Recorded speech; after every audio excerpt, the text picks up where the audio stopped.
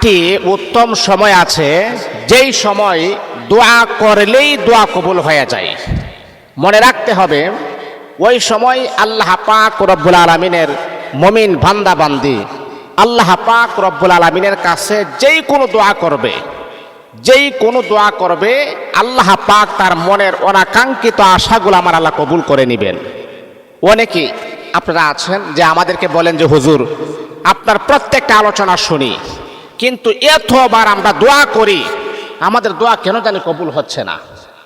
কেন কবুল হচ্ছে না, কি কারণে আপনার দোয়াটা কবুল হচ্ছে না? আপনার মনের অনেক আশা আছে, আকাঙ্ক্ষা আছে, কেন কবুল হচ্ছে না?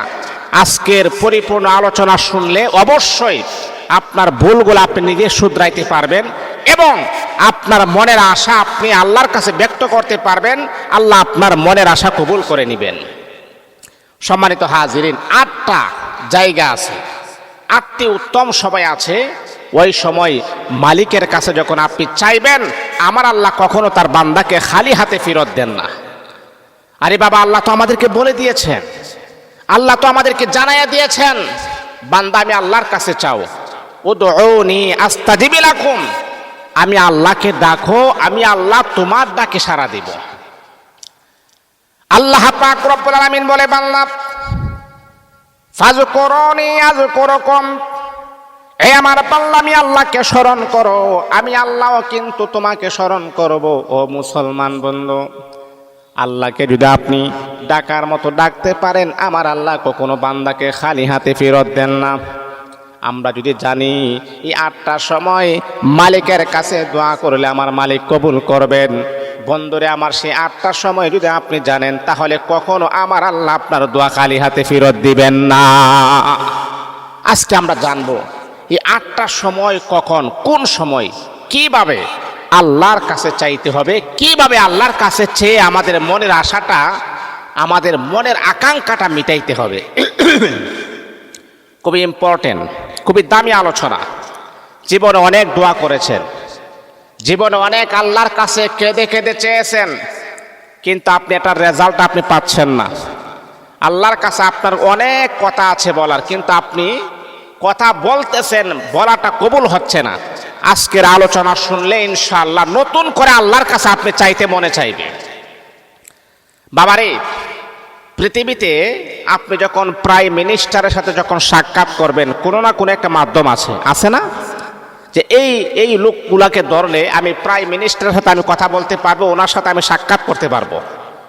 ঠিক তদ্রূপভাবে আপনার মনের কথাটা আল্লাহর কাছে ব্যক্ত করার জন্য কিছু মাধ্যম আছে। এই মাধ্যমগুলা যদি আপনি অবলম্বন করতে পারেন, তাহলে অতি দ্রুত আমার মালিক আপনার মনের আকাঙ্ক্ষা কবুল করে নেবেন। তাহলে বন্ধু আমার শোনো, গুরুত্বপূর্ণ এই 8টা সময় আছে। এই 8টি সময় যদি মালিকের কাছে যদি আপনি মনের মতো করে আপনি চাইতে পারেন, তাহলে আমার আল্লাহ কখনো বান্দাকে খালি হাতে ফেরত দিবেন না। এই 8টি সময় খুবই গুরুত্বপূর্ণ সময়। 1 নাম্বার হলো, বন্ধু আমার দিলের কান লাগে কথাগুলা শুনেন। ও আমার মা বোনেরা, মনের ভিতরে অনেক জ্বালা, অনেক যন্ত্রণা আছে, তারপর আল্লাহর কাছে আপনি বলেন কবুল হচ্ছে না। ও আমার মা, আপনার মনের জ্বালা দুনিয়ার কাহারো কাছে বলার কোনো প্রয়োজন নাই, আল্লাহর কাছে বলেন, আমার আল্লাহ আপনার মনটাকে ঠান্ডা করে দিবেন। দুনিয়ার কাহারো কাছে বললে আপনার 1 পয়সার কোনো লাভ হবে না, 1 পয়সার কোনো ফায়দা হবে না।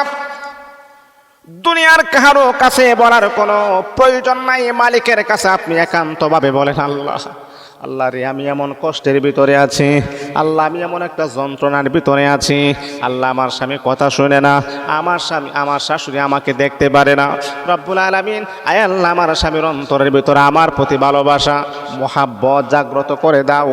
আল্লাহর কাছে একাকিত্বভাবে আপনি বলেন, আমার আল্লাহ আপনার হাজতগুলাকে পরিপূর্ণ করে দিবেন। তাহলে 1 নাম্বার হলো, মূল ইম্পর্টেন্ট বিষয় হলো তাহাজ্জুদের সময়। ওই সময় আল্লাহর কাছে আপনি দোয়া করলে আল্লাহ দোয়া কবুল করেন। তাহাজ্জুদের সময় এটা হলো, মনে করেন ফজরের নামাজের আগে এবং রাতের শেষ ভাগে। এই যে আমরা যে ঘুমিয়ে থাকি না, ঘুমানোর পরে ফজরের নামাজের আগে মানে আজানের আগে যেই সময় তাহাজ্জুদের সময়, ওই সময় কিন্তু পরিপূর্ণ একটা সুন্দর একটা ঘুম চলে আসে আমাদের, চমৎকার একটা ঘুম আসে।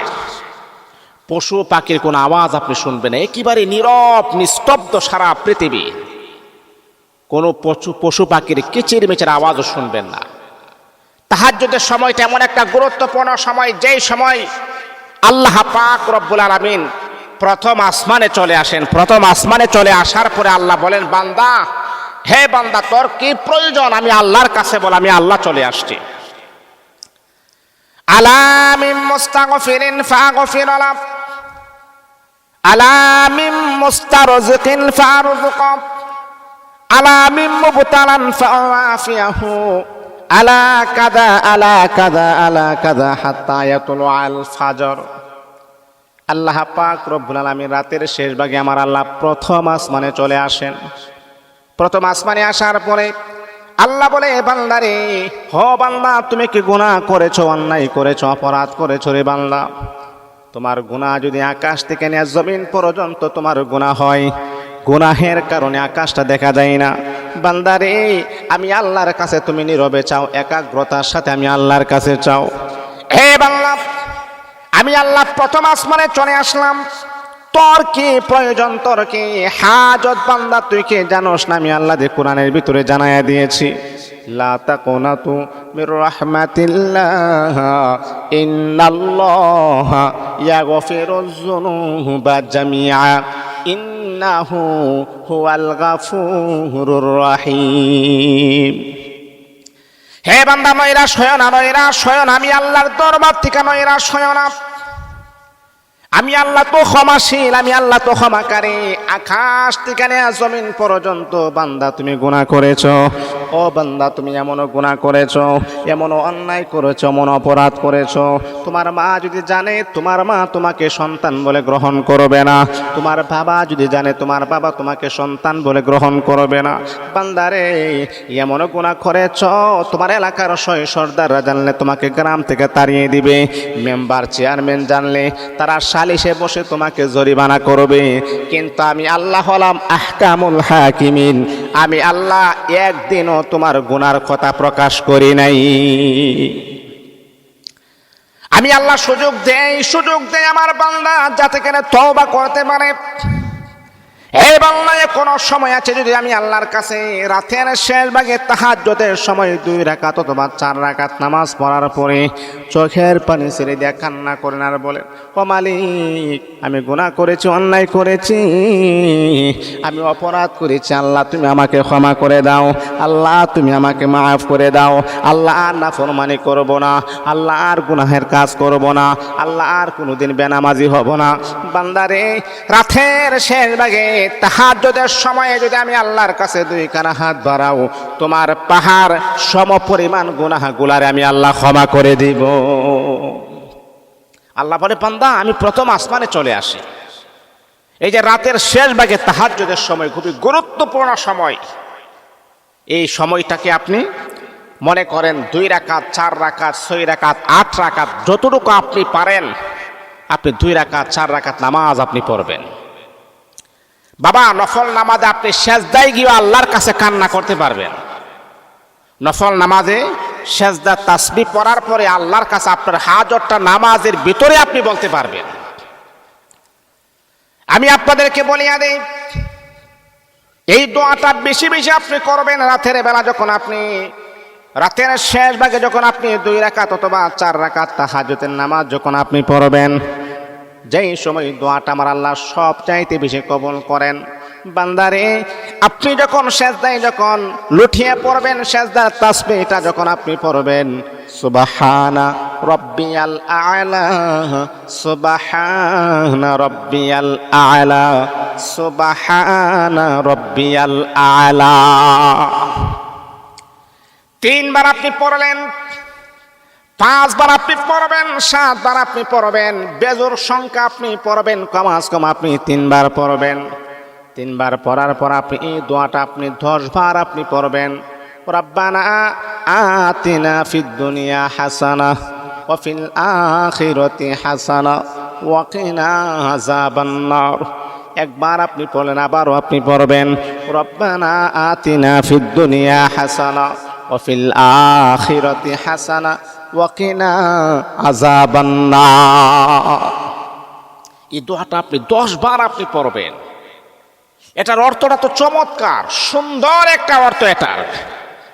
হে আমার রব, রব্বানা, হে আমার মালিক, হে আমার রব, হে আমার আল্লাহ, আতিনা ফিদ দুনিয়া হাসানা।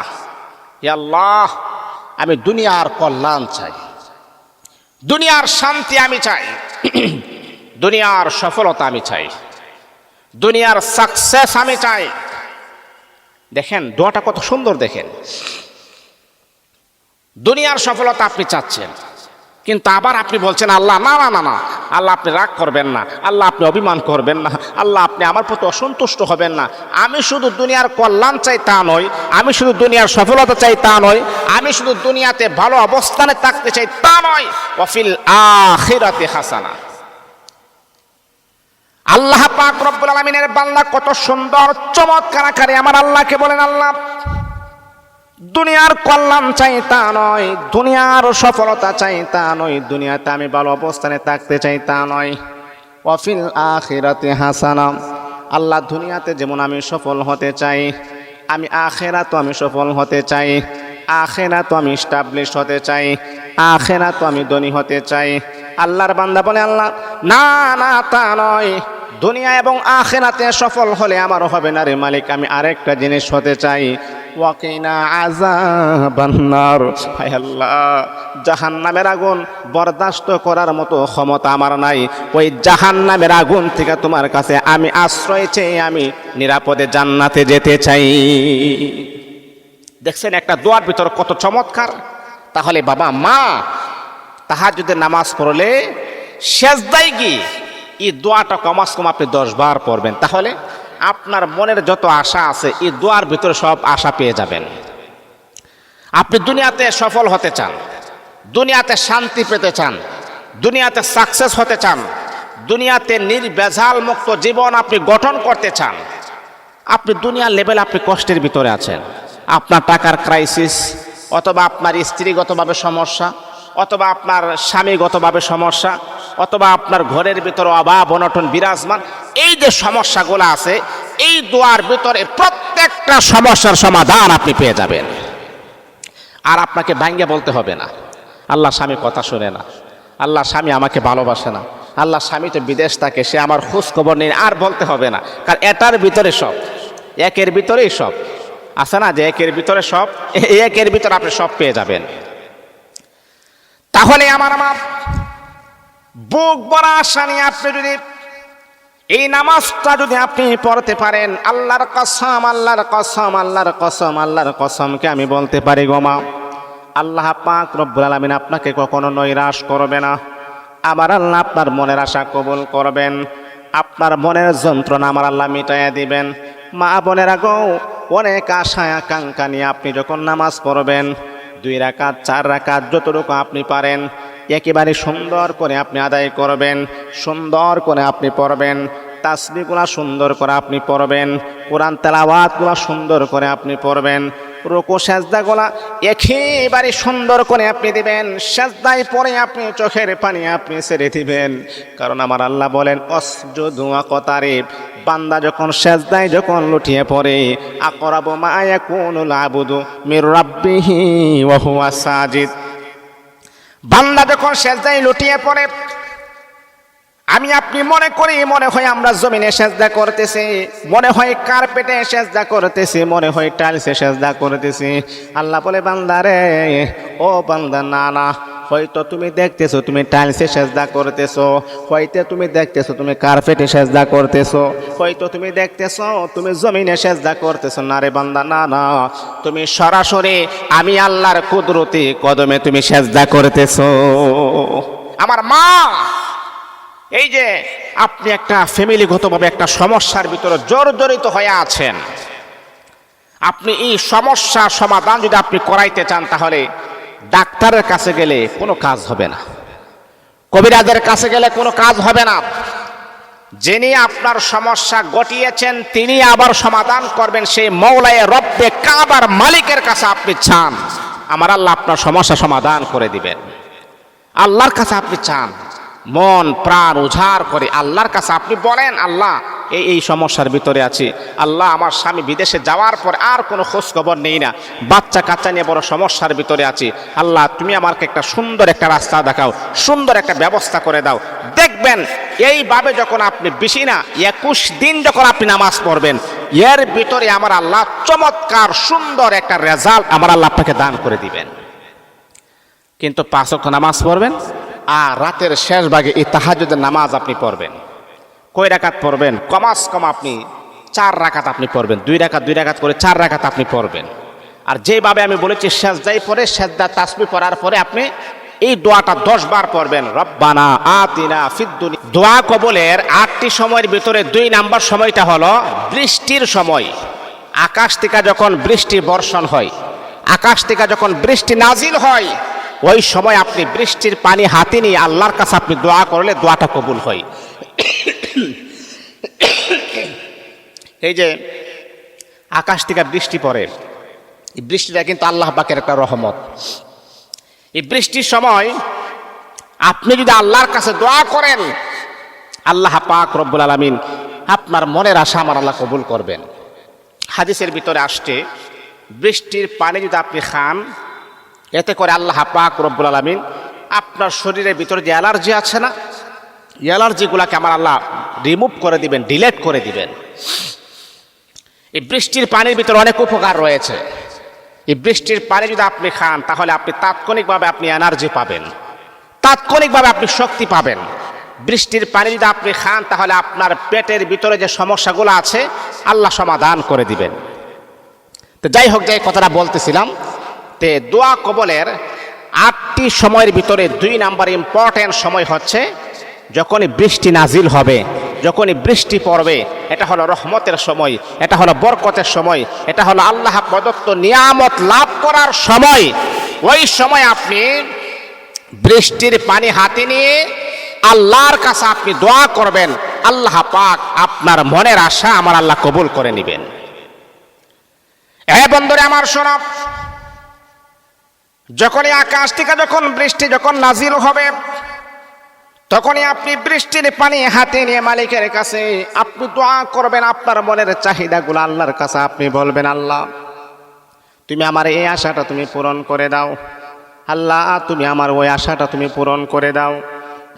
রব্বুল আলামিন, আল্লাহ আমি তো ঋণগ্রস্ত হয়ে গেলাম, পাওনাদার আমার বাড়িতে চলে আসে, তাদের পাওনা আমি ক্লিয়ার করতে পারি না, আল্লাহ আমার জায়গা জমি নাই, জায়গা জমির ব্যবস্থা করে দাও, আল্লাহ হালাল উপায়ে তুমি আমাকে স্বাবলম্বী করে দাও, টাকা পয়সার মালিক বানায়া দাও। ওই বৃষ্টির পানি হাতে নিয়ে যদি আপনি মালিকের কাছে দরখাস্তের 2 কানা হাত বাড়াইতে পারেন, আমার আল্লাহ কখনো বান্দাকে খালি হাতে ফেরত দিবেন না। তাহলে 2 নাম্বার হলো বৃষ্টির পানি হাতে নিয়ে আল্লাহর কাছে দোয়া করলে দোয়াটা কবুল হয়, আল্লাহুম্মা সাইয়্যিবান নাফিআ। এই জন্য বৃষ্টির পানি হাতে নিয়ে আপনি দোয়া করবেন। বৃষ্টির পানি খেলে শরীরের জন্য অনেক উপকার আছে। বৃষ্টির পানি দিয়ে যদি আপনি ভাত রান্না করেন, দেখবেন এই ভাতটা লং টাইম থাকে, এটা নষ্ট হয়ে যায়, এটা সহজে নরম হয়ে যায়। বৃষ্টির পানি দিয়ে যদি আপনি তরকারি রান্না করেন, তরকারি সুন্দর হয়। এটা অনেক মা বোনেরা আছে, তাদেরকে আপনারা জিজ্ঞাসা করবেন, তাদেরকে আপনারা বলবেন যে বৃষ্টির পানি দিয়ে ভাত রান্না করলে এই ভাতটা লং টাইম থাকে, নষ্ট হয় না সহজে, ভাতের কালারও সুন্দর হয়। এই জন্য বৃষ্টির পানিতে অনেক উপকার রয়েছে, অনেক হেকমত, অনেক ভালোবাসা রয়েছে। এই জন্যে বৃষ্টি পড়লে আল্লাহর কাছে আপনি রহমতের দোয়া করবেন, আল্লাহর কাছে আপনি বরকতের দোয়া করবেন। এটা হলো 2 নাম্বার। 3 নাম্বার হলো, মানে দোয়া কবলের 8টি গুরুত্বপূর্ণ সময়ের ভিতরে 3 নাম্বার হলো প্রত্যেক ফরজ নামাজের পর দোয়া করলে দোয়া কবুল হয়। প্রত্যেকটা ফরজ নামাজের পরে দোয়া করবেন। এই যে ইমাম সাহেবে নামাজ পড়াচ্ছেন, নামাজ হলো একটা গুরুত্বপূর্ণ ইবাদত। নামাজ হলো একটি উল্লেখযোগ্য দামি একটি ইবাদত। এই ফরজ নামাজ আপনি পড়ছেন, আল্লাহ পাক আপনাকে সুযোগ করে দিয়েছেন, আল্লাহ আপনাকে তৌফিক দিয়েছেন। এই জন্য ফরজ একটা সুন্দর বিধান আপনি পালন করেছেন। এই সুন্দর বিধানটা পালন করার পরে মালিকের কাছে আপনি 2 কানা দরখাস্তের হাত বাড়াবেন, আল্লাহ আপনার দোয়াটা কবুল করে নেবেন। এই আল্লাহ পাক রব্বুল আলামিনের বান্দা বান্দি, আপনি জানেন না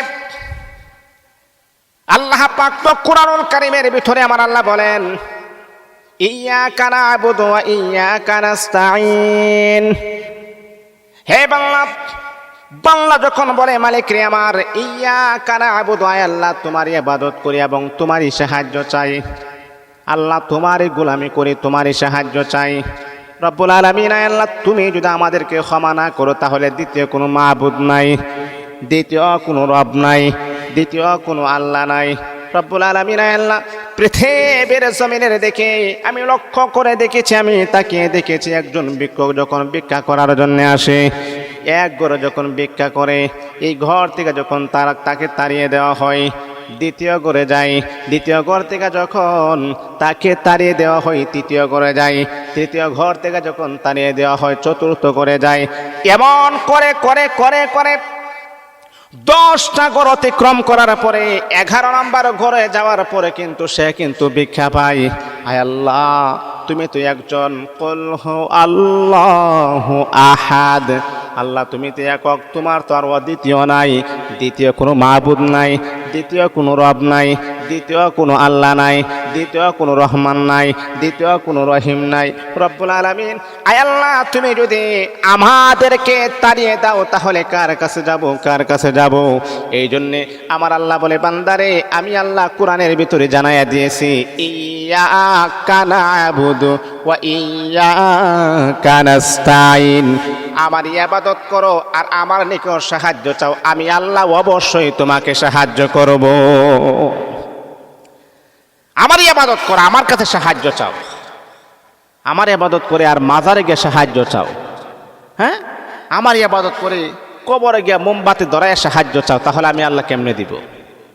আরে আমি আল্লাহ তো তোমার সাথেই আছি, আল্লাহ বলে আমি তো তোমার সাথেই আছি, আমার ইবাদত করো আর আমার কাছে সাহায্য চাও, আমি আল্লাহ অবশ্যই অবশ্যই তোমাকে আমি আল্লাহ দিব, তোমাকে আমি আল্লাহ নারাজ করব না, তোমার হাজত আমি আল্লাহ পরিপূর্ণ করে দিব, তোমার মনের আশা আমি আল্লাহ ব্যক্ত করব, তোমার মনের আকাঙ্ক্ষা আমি আল্লাহ পূরণ করে দিব। এই জন্য বন্ধুরে আমার, ফরজ নামাজ পড়ার পরে, তাসবিহ তাহলিল পড়ার পরে মালিকের কাছে আপনি 2 কানা দরখাস্তর হাত বাড়ায় দিবেন, কারণ আমার আল্লাহ বলেন, ইয়া আইয়ুহাল্লাযীনা আমানুস্তাঈনু বিসসাবরি ওয়াস-সালাহ, আল্লাহ বান্দাকে বলেছেন, বান্দারে তোমার সাহায্য আমি আল্লাহ পূরণ করব 2টা জিনিসের মাধ্যমে। 1 নম্বর হলো নামাজের মাধ্যমে, 2 নম্বর হলো সবুর করার মাধ্যমে। যেহেতু আপনি নামাজ পড়েছেন, আল্লাহ পাক রব্বুল আলামিন সুন্দর একটা বিধান আপনি পালন করেছেন, সেই জন্যেই আপনি দোয়া করবেন, আমার আল্লাহ অবশ্যই নামাজের বিনিময়ে আমার আল্লাহ আপনার মনের আশাটাকে ব্যক্ত করে দিবেন। তাহলে বোঝা গেল 3 নম্বর হলো নামাজের পরে আল্লাহর কাছে দোয়া করলে সেই দোয়াটা কবুল হয়, কারণ নামাজ তো একটা ভালো কাজ। আউয়ালু মা ইউহাসাবু বিহিল আবদু ইয়াউমাল কিয়ামাতিস সালাহ, কিয়ামতের মাঠে সর্বপ্রথম বান্দার কাছ থেকে আল্লাহ যে হিসাবটা নেবেন সেটাই হলো নামাজ। নামাজের চাইতে উত্তম কাজ আর পৃথিবীতে কি হতে পারে? নামাজ একটা ভালো কাজ, উত্তম কাজ। সেই উত্তম কাজ করার পরে যখন আপনি আল্লাহর কাছে দরখাস্তের হাত বাড়াবেন, আল্লাহ কখনো খালি হাতে ফিরত আমার আল্লাহ দিবেন না। আল্লাহু আকবার, আল্লাহু আকবার। এই জন্যে ফরজ নামাজ পড়ার পরে তাসবিহ পড়বেন, সুবহানাল্লাহ পড়বেন, আলহামদুলিল্লাহ পড়বেন, আল্লাহু আকবার পড়বেন, মাথায় হাত রেখে আস্তাগফিরুল্লাহ আস্তাগফিরুল্লাহ আস্তাগফিরুল্লাহ 3 বার পড়বেন। এই দোয়াগুলা পড়ার পরে আল্লাহর কাছে আপনি হাত বাড়ায় দোয়া করবেন, ইনশাআল্লাহ আল্লাহ আপনাকে খালি হাতে ফিরত দিবে না। তাহলে 8টি গুরুত্বপূর্ণ সময়ে দোয়া কবুল হয়, এর ভিতরে 3 নম্বর হলো ফরজ নামাজের পরে দোয়া করলে আল্লাহ কবুল করেন, এটা হলো 3 নম্বর। 4 নম্বরে আসে। 4 নম্বর হলো সেজদার মধ্যে দোয়া করলে দোয়া কবুল হয়। এটা আমি আগেও বলেছি, ওইটা আমি বললাম একসাথে বলে ফেলেছি কি, তাহাজ্জুদের সময় দোয়া কবুল হয়, ওইটা ছিল 1ম নাম্বার। কিন্তু হ্যাঁ, আপনি যখন সেজদায় যখন লুটিয়ে পড়বেন বা নফল নামাজ যখন আপনি পড়বেন, যেই কোনো নফল নামাজ যখন আপনি পড়বেন, সেজদার মধ্যে আপনি আল্লাহর কাছে আপনার হাজতগুলাকে চেয়ে নেবেন, কারণ সেজদা হলো বান্দার অতি কাছে। পয়গম্বর মুসা আলাইহিস সালাতু ওয়াস সালাম যখন তুর পাহাড়ে আল্লাহর সাথে যখন কথা বলেছিলেন, মুসা আলাইহিস সালাতু ওয়াস সালাম আল্লাহর সাথে কথা বলেন, আল্লাহ তার কথার কাউন্টার দেয়। এখন আমার প্রশ্ন হলো, আমি যদি আপনার সাথে কথা বলি, আপনি যখন আমার কথা শুনে কাউন্টার দেন, তাহলে বোঝা গেল আপনি আমার অতি কাছে। যদি দূরে থাকতেন তাহলে কি আপনি আমার কথা শুনতেন বা কাউন্টার দিতেন না? তো পয়গম্বর মুসা আল্লাহকে বলে, আল্লাহ আমি তোর পাহাড়ে এসে আপনার সাথে কথা বলি, আপনি আমার কথার কাউন্টার দেন। আল্লাহ আমার প্রশ্ন হচ্ছে, আমি যে আপনার এত কাছে চলে আসছি, আমার চাই যে 8টি সময় দোয়া কবুল হয়, 5 নাম্বারটা আমি বলতেছি। 5 নাম্বার হলো অসুস্থ ব্যক্তির দোয়া আল্লাহ অতি তাড়াতাড়ি কবুল করেন। যারা অসুস্থ, রোগাক্রান্ত, একেবারে অসুস্থ ব্যক্তি, একেবারে শরীরটা নরম হয়ে আছে, মনে করেন আপনি জ্বরে আক্রান্ত হয়ে আছেন, অথবা আপনার বিভিন্ন রোগ আছে, রোগে আপনি আক্রান্ত হয়ে আছেন। আপনি যখন অসুস্থ, আর অসুস্থ ব্যক্তির দোয়া আল্লাহ কবুল করেন। এই জন্য বাবারে, যারা অসুস্থ আছেন তাদেরকে আপনি দেখতে যাবেন, এটা নবীর সুন্নাহ। যদি আপনার কোনো এবিলিটি থাকে বা সামর্থ্য থাকে, তাহলে অসুস্থ ব্যক্তি যে খাবারটা খেতে পারে, যেটা খেলে তার এনার্জি ফিরে আসবে বা একটু শক্তি হবে, ওই রকম খাবার আপনি যদি পারেন নিয়ে যাবেন। আর অসুস্থ ব্যক্তির কাছ থেকে আপনি দোয়া নেবেন, কারণ সে নিজের জন্য দোয়া করলে দোয়া কবুল, অন্যের জন্য দোয়া করলেও দোয়া কবুল হয়। তাহলে 5 নাম্বার হলো, অসুস্থ ব্যক্তি যদি আল্লাহর কাছে দোয়া করেন, সেই দোয়াটা আমার আল্লাহ কবুল করেন।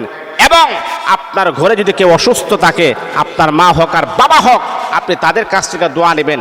এমনি তো মা বাবার দোয়া কবুল হয়, আর অসুস্থ হলে আরো বেশি বেশি দোয়া নেবেন আপনি। তাহলে এটা হলো 5 নাম্বার। আর 6 নাম্বার হচ্ছে, যারা মুসাফির, যারা ভ্রমণ করে, যারা সফরে হালতে আছে, মুসাফির যেই মানুষটা 48 মাইল অতিক্রম করে চলে আসছে এক প্রান্ত থেকে আরেক প্রান্ত, মুসাফির ব্যক্তি।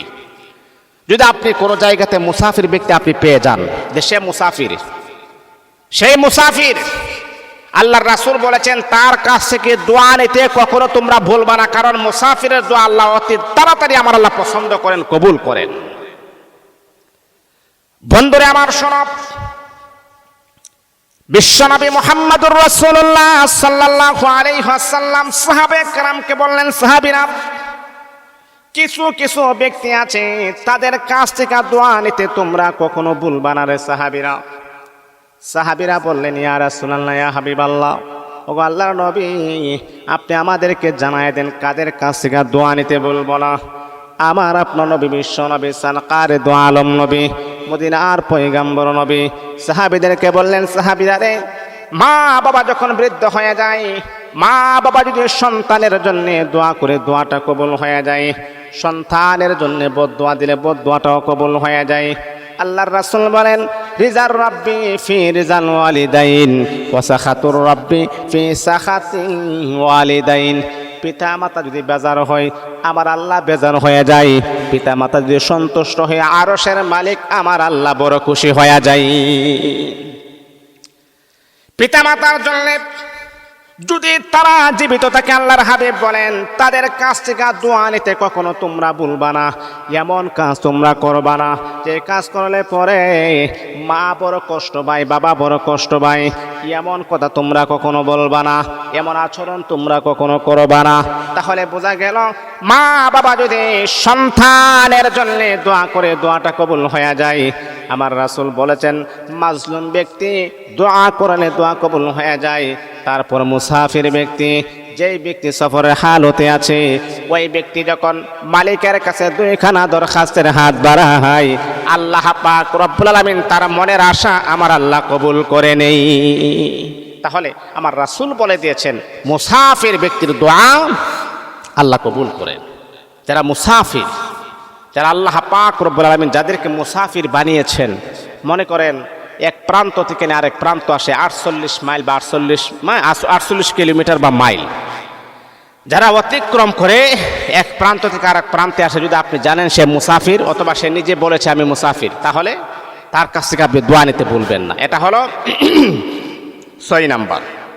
7 নাম্বার হলো, প্রত্যেক শুক্রবারে, এই যে আজকে জুমার দিন, এই যে আমি আলোচনা করতেছি, আজকে কিন্তু জুমার দিন। মুসল্লিয়ানি কেরাম, আজকে কি জুমার দিন। জুমার দিনটা কিন্তু একটা গুরুত্বপূর্ণ একটা দিন, ইম্পর্টেন্ট একটা দিন। এই জুমার দিনে দোয়া কবুল হয়। মুফাসসিরিনে কেরাম বলেন, জুমার দিনে কয়েকটা সময় আছে দোয়া কবুলের। এর ভিতরে এই যে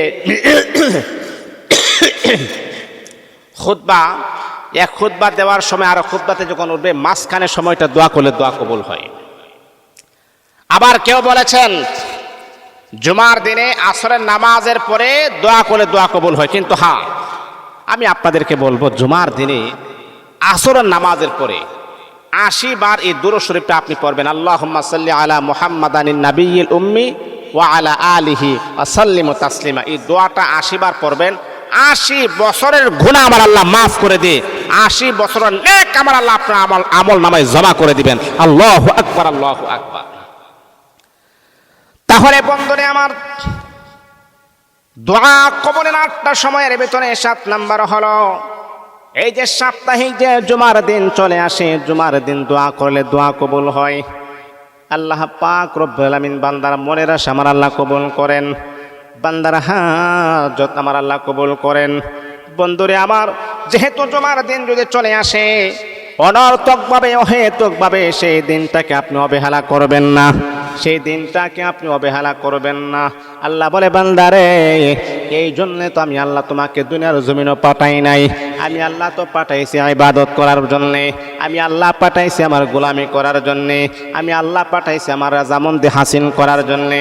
জুমার দিন যদি আপনি আল্লাহ পাক রব্বুল আলামিনের কাছে 2 কানা দরখাস্তের হাত বাড়ায় দেন, এমন কি আপনাকে আমি বলবো আসরের নামাজের পরে জুমার দিন আপনি আসরের নামাজের পরে 80 বার দুরূদ শরীফটা আপনি পড়বেন, আল্লাহুম্মা সাল্লি আলা মুহাম্মাদানিন নাবিয়্যিল উম্মি ওয়া আলা আলিহি ওয়া সাল্লিমু তাসলিমা। 80 বার আপনি দুরূদ শরীফ পড়ার পরে তারপর আপনি মালিকের কাছে দরখাস্তের হাত বাড়াবেন, আল্লাহকে বলবেন মালিক আয় আল্লাহ জুমার দিন বড় গুরুত্বপূর্ণ দিন, আল্লাহ তোমার কাছে হাত বাড়াইছি, তুমি ছাড়া তো আমার কেউ নাই, তুমি ছাড়া তো আমার কোনো রব নাই, তুমি ছাড়া তো আমার কোনো খালিক নাই, তুমি ছাড়া তো আমার কোনো মালিক নাই। মালিকের আল্লাহ গুনার বোঝায় মাথায় লইয়া তুমি মালিকের কাছে হাত বাড়াইয়া দিয়েছি, আল্লাহ তুমি যদি আমাকে জাহান্নামী বানাও তোমার কোনো লাভ হবে না রে আল্লাহ। আপন হাতে বান্দা তো মে আল্লাহ বানাইয়া কেমনে দিবা জাহান্নামে ফেলিয়া, কেমনে দিবা জাহান্নামে ফেলিয়া।